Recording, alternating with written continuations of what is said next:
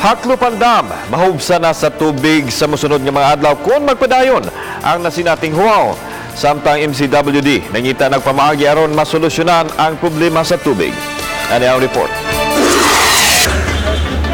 Ipahibaw ni Chairman Rodriguez Cara ang tigpamaba sa MCWD nga doon na nalay 7,000 cubic meters nga supply sa tubig matag adlaw ang Haklupan Dam. Layo na kay kini sa 33,000 cubic meters nga mao'y regular water supply matag adlaw.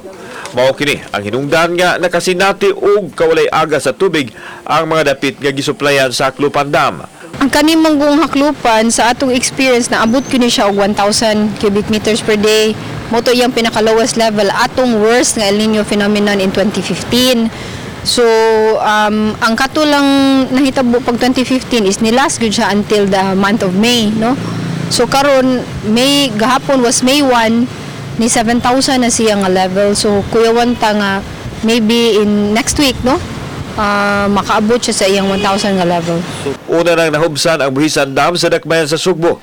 Gisaligan karon sa MCWD ang groundwater nga namatikdan nilang mihinay usab ang tubod ug ang mga bulk water supplier.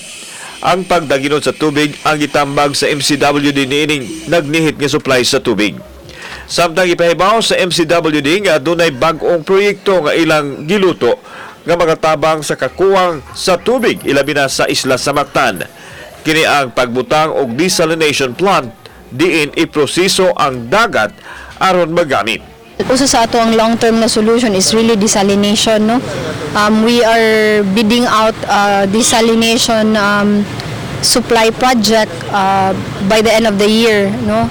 It will be 100,000 cubic meters per day.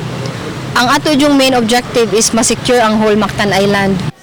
Kauban si John Solon, ako si Alan Domingo. Balitang Bisdak.